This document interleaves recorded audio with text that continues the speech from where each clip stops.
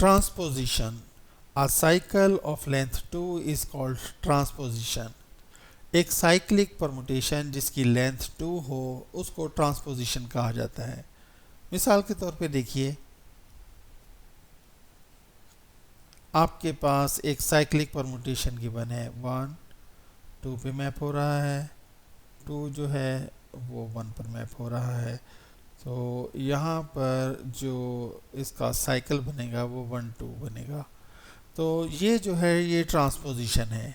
इसी तरह एक और एग्जांपल देख लेते हैं जिसके अंदर परमुटेशन थोड़ी लेंथी है, 1 2 3 4 5।